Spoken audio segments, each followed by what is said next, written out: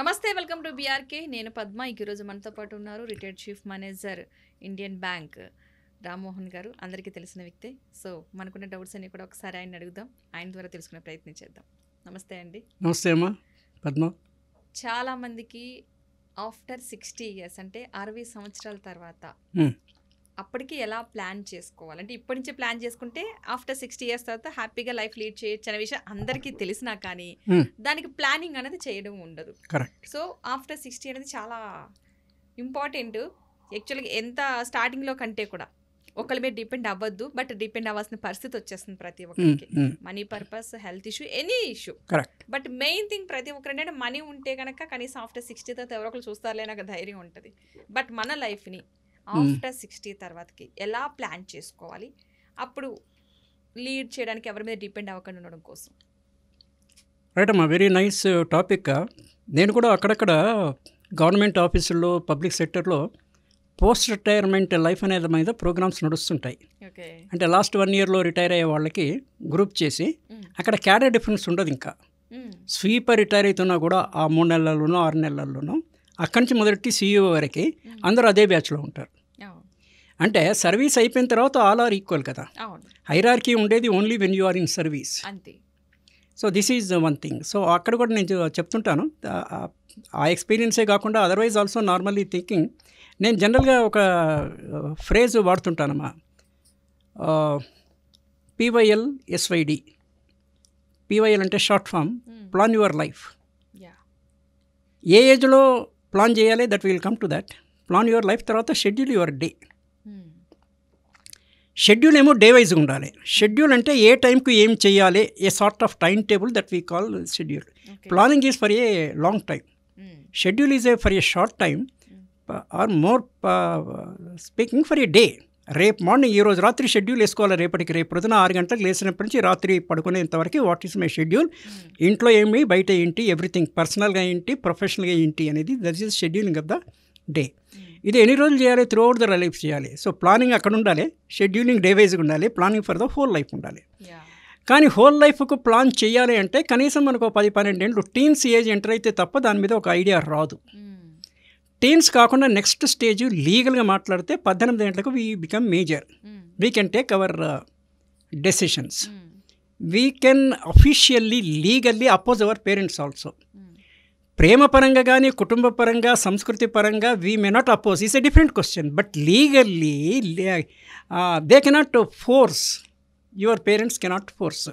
అంటే కొన్ని చట్టపరమైన సంరక్షణలు ఉన్నాయి. Even between wife and husband also.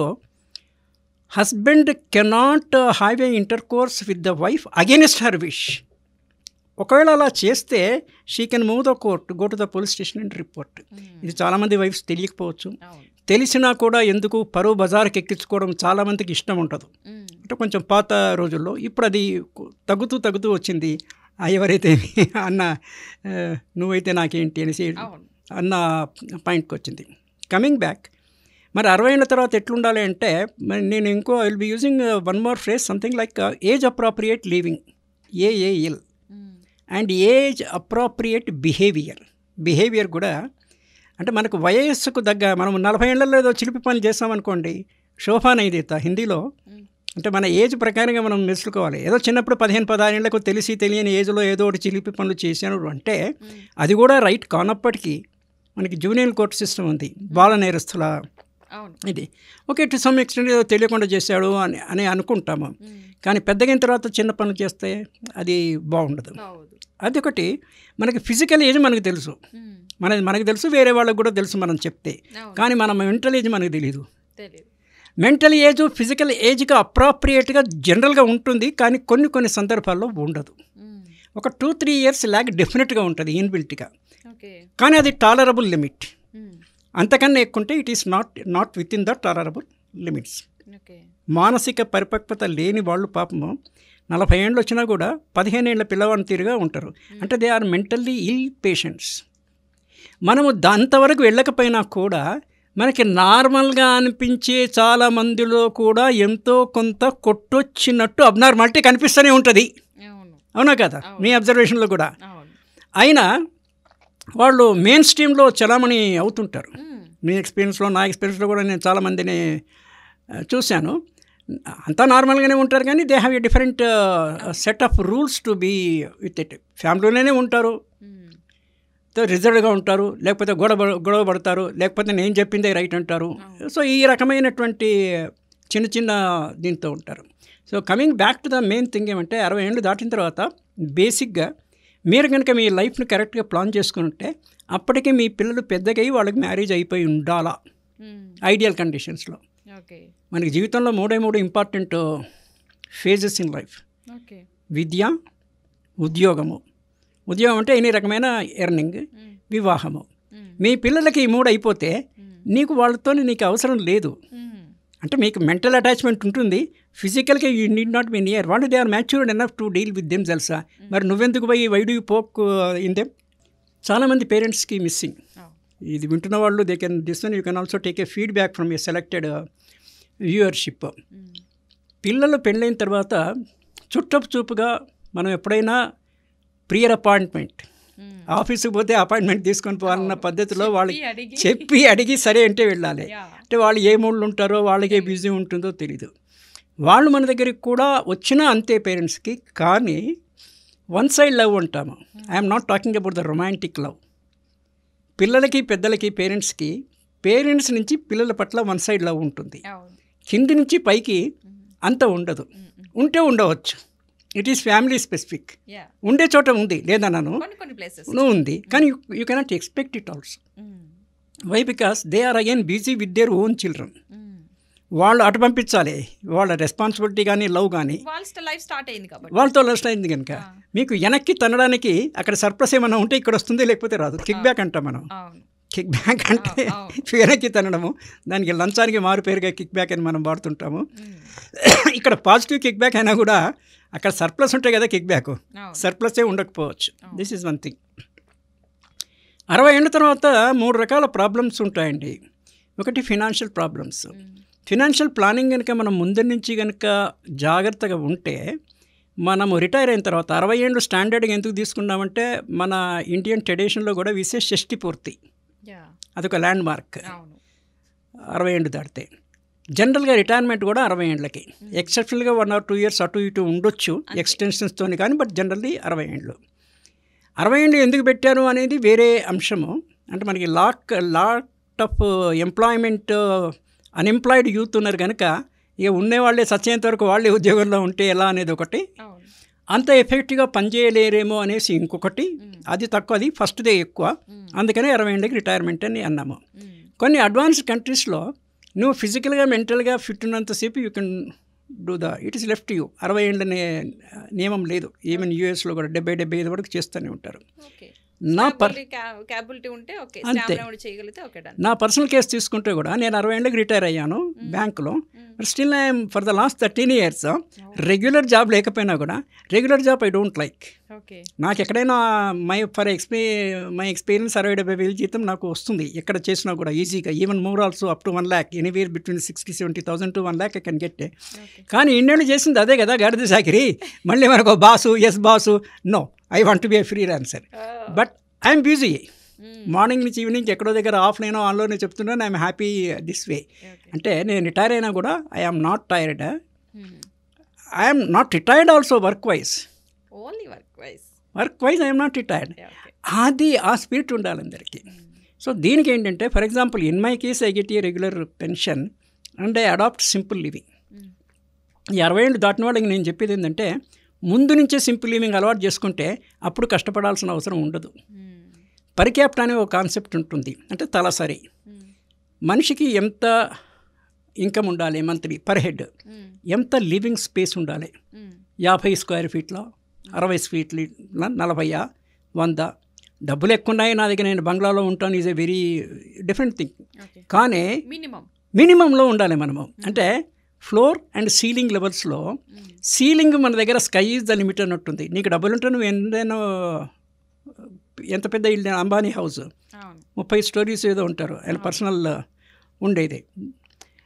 Okay, అంటే మన అవర్ లా పర్మిట్స్ కాబట్టి ఓకే. కానీ మన ధార్మికంగా అంటే హ్యూమానిటీ యాంగిల్లో చూస్తే నీవు ఎన్ని గొప్ప పనులు చెయ్యి, ఎన్ని కోట్ల 100,000 కోట్ల ఉన్నా కూడా you should adapt simple living. That is the highest standard of living. దాన్ని అందుకోవడం కష్టము, దాన్ని ఆలోచించడము. అంటే మనకున్న ఆర్థిక స్తోమత కన్నా చాలా తక్కువలో ఉండాలి. I practice that. నేను I move in a metro deluxe పాస్తో తిరుగుతాను despite my having a car. మీరు కార్లో పోయినా బస్సులో పోయినా కూడా అంతే టైం పడుతుంది కదా. Then what difference will it make? పైగా ఈ రోజుల్లో you have the facility of Ola, Uber. వైఫ్తో కానీ ఏదైనా ఫ్యామిలీ ఫంక్షన్ ఇంపార్టెంట్ అనిపిస్తే టైం తక్కువ ఉంటే you can hire a vehicle, always go. You need not have a car.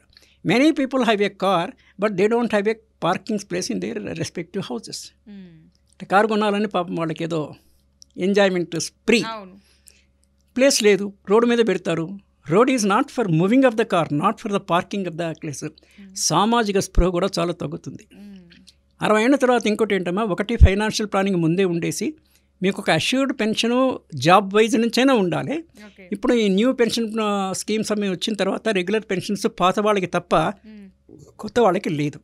కానీ మన ఓన్ పెన్షన్ మనం క్రియేట్ చేసుకోవచ్చు. ₹1,00,00,000 ఫిక్స్డ్ డిపాజిట్ మీరు సంపాదించగలిగారనుకోండి, సేవింగ్ చేస్తూ చేస్తూ చేస్తూ అప్రాక్సిమేట్ ఉజ్జాయింపుగా చెప్తున్నా, కోటి కాకపోతే 50 లక్షలు, యూ గెట్ అబౌట్ 40,000 ఆఫ్ 50 లక్షలు అయితే 40,000, ఇదైతే 80,000 మీకు మంత్లీ ఇన్కమ్ వస్తుంది.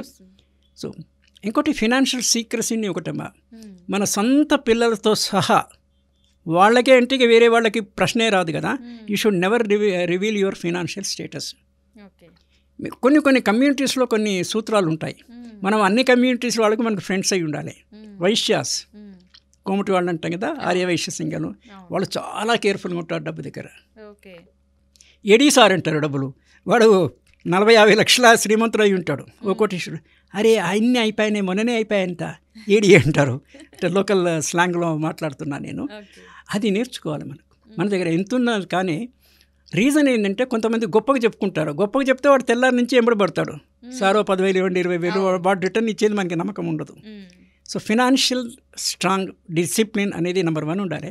ఇంకోటి ఎమోషనల్. నా కొడుకు నాతో మాట్లాడితే మాట్లాడకపోతే నీకెందుకు, you talk to your self. Self talk అని ఒక కాన్సెప్ట్ ఉందమ్మా. మీతో మీరు మాట్లాడుకోండి. లోపల ఒకడు ఉన్నాడు కదా, మాట్లాడుకోండి, పుస్తకాలు చదవండి, ఓల్డ్ ఫ్రెండ్స్ని కాంటాక్ట్ చేయండి అప్పుడప్పుడు. మరి వాళ్ళని బోర్ కొట్టియకుండా, వాళ్ళు ఫ్రీగా ఉంటే you take an appointment, visit them. మీరు ఫ్రీగా ఉంటే you invite them. Every Sunday ఒకళ్ళని, ఫోర్ట్నైట్లీ ఒకళ్ళని call for a dinner meet, breakfast meet, or a lunch మీట్లో 2-3 hours you spend. That gives a regeneration. ఆ తర్వాత మీరు దేంట్లో అయితే సర్వీస్ చేశారో అది యూ కెన్ ప్రాక్టీస్. మీరు బ్యాంకరా లేకపోతే LIC ఇదే ఏదైనా కూడా, whatever you are good at, మీ ప్రొఫెషన్ ఏది ఉందో అది మీరు ప్రైవేట్గా ప్రాక్టీస్ చేసుకోవచ్చు for a good spent of time. So financial problem ఒకటి. ఎమోషన్స్ పెట్టుకోవద్దమ్మా. Life is temporary, life is long temporary, it's not permanent. మనం పర్మనెంట్ అని భ్రమపడతాము. మనకు 5 ఎటర్నల్ ఉన్నాయి. ఫర్ ఎగ్జాంపుల్ పంచభూతాలు ఎటర్నల్, గాలి, వాయు, ఇవన్నీ ఎటర్నల్. భూమి లైఫ్ ఐజ్ ఇట్ ఈస్గా eternal, but individuals life is temporary. మానవ జాతి, పశువుల జాతి ఇవి కంటిన్యూ అవుతుంటాయి. చెట్లు, చేమలు, ప్రకృతి ఇదంతా నడుస్తూ ఉంటుంది. కానీ when it comes to us, we have a limited life. So financial, emotional. Third one is health. Simple లివింగ్లో ఉంటే హెల్త్ చెడిపోక ఉండడానికి అవకాశం ఉంది. హెల్త్ డిపెండ్స్ అపాన్ 3 factors అమ్మా. I say beat, BEAT, beat constables అంటాం కదా, బీట్లో దాంట్లో నుంచి short form BEAT. The way you breathe, long breaths ఉండాలి. మనకి ఎగ్జాంపుల్ చెప్తారు, తాబేలు, it takes a very long breath, దాని లైఫ్ కూడా చాలా ఎక్కువ. కుక్క షార్ట్ బ్రీతులు తీసుకుంటుంది, that life span is only 20 years.